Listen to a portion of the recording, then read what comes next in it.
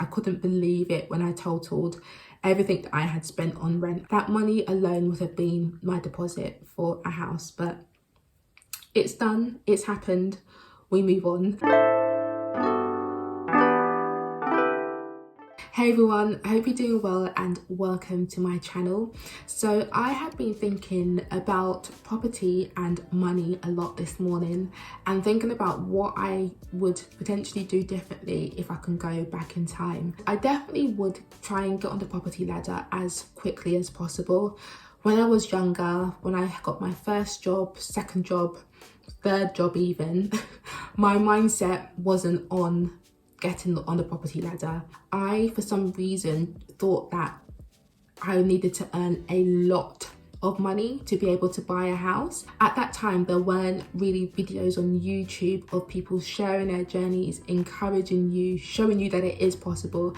So I kind of just didn't know much and I was making a lot of assumptions. But if I could go back in time, I definitely would just start saving money intentionally, because I was good at saving, but I didn't know what I was saving for, like the purpose of my savings. So it meant that when it came to me seeing something nice and shiny on a website, you know, buying clothes, whatever, I would just spend a lot of the money that I saved on those frivolous things because I didn't have an end goal in mind for my money. So I would definitely go back and change the way I manage my money and create sinking funds or pots like I have now, so that my money was separated and split out into different things. And I would of course have a sinking fund for buying a house or a flat, and I try and put money into that every month. I could have probably bought a property by myself a long time ago, but I just didn't have the focus, the goal in mind and the know-how. So that's one thing I would change. I would also probably consider buying a property with a sibling. You don't often hear a lot of people talk about this, but I feel like it's a really easy or much easier way of getting on the property ladder, especially if you're not married or in a long-term relationship. You don't need to wait until you're married to buy a house. Oftentimes, if you and your siblings came together and combined your salaries, your income and your savings, you could potentially buy a property somewhere cheaper in the UK, get on the property ladder that way and just start reaping the benefits of renting that property out. I wish I had considered investing in property with my sister, even living in that property for a couple years and then renting it out. If we did that, I'm pretty sure we would be in very different financial situations now, but you know, you live and you learn. So if you have the chance or the opportunity to buy a property with a sibling, discuss it, talk about it, and yeah, get that plan in action, because I think it's a really great and easy way of getting on the property ladder that not a lot of people consider. And then another thing that I've been thinking about is whether or not I would have moved out of my parents' house at the age that I did. I know I've done a video previously explaining how much I actually spent on rent over the course of 6 years or so. It was so high. Literally, the amount was just so much. I couldn't believe it when I totaled everything that I had spent on rent. That money alone would have been my deposit for a house, but it's done, it's happened, we move on.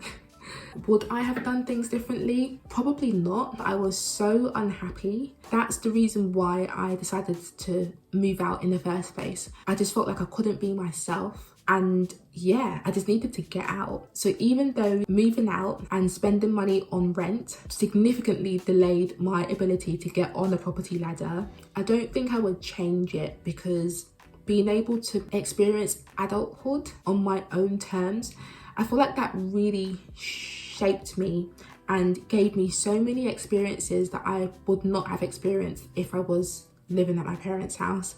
So even though I guess the cost of being independent, it was really, really high, I wouldn't go back and change it, because I can't imagine staying in a really difficult, not toxic, but very difficult and challenging environment. I needed to move out. So yes, I wish that I had saved all that money that I spent on rent, but in actual fact, I am happy that I moved out and got to live by myself and just clear my mind and experience life on my own terms. When it comes to career, what I would tell my younger self, definitely to believe in myself more. After I graduated, I felt like a complete failure because I didn't graduate with the grade that I wanted to graduate with.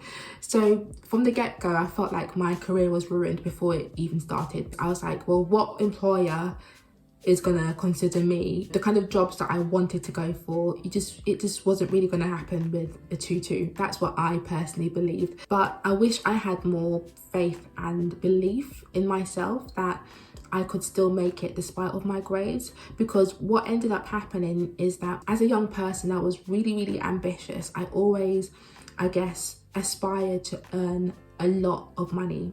And I know that's subjective, but I aspired to be a very high earner.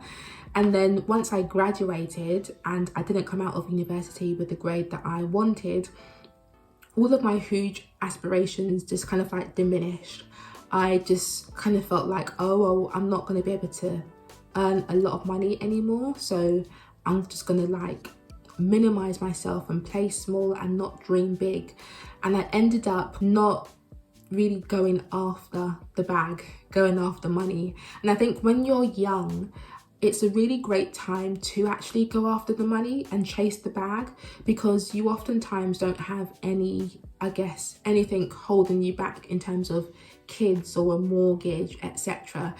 So I wish I was more, I guess, ballsy and went for jobs that paid more. And I also wish that I just asked for more at work, that I actually asked for more salary increases. And you know, the times where I felt like I wasn't getting paid my worth, I wish that I had explored external opportunities and moved companies to attain those salary increases. Because I didn't believe in myself, I didn't chase or ask for much, and I think I have suffered as a result of doing that.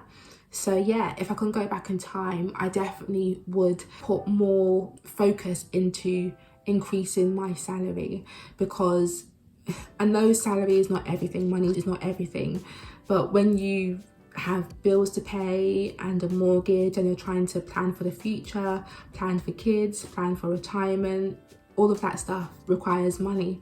And you realise the more money you have, the easier all of those things become. So yeah, I just wish that I took more control of my finances at an earlier age and really focused on increasing my salary. I know there's not much point in shoulda, woulda, couldas, but you know, sometimes it is worthwhile reflecting on life and where we're at, because it helps us become more focused in terms of where we want to get to next and how we'll actually get there. So I've learned so many lessons from my 20s and early 30s even, and I'm just ready now to be more wise when it comes to money and my career. So let me know if you resonate with any of the things that I've shared, or if there are any other things that you personally wish you had done differently when you were younger, any regrets that you have. Let us know in the comments. It's a no shame area. We've all made mistakes. It's just great that we are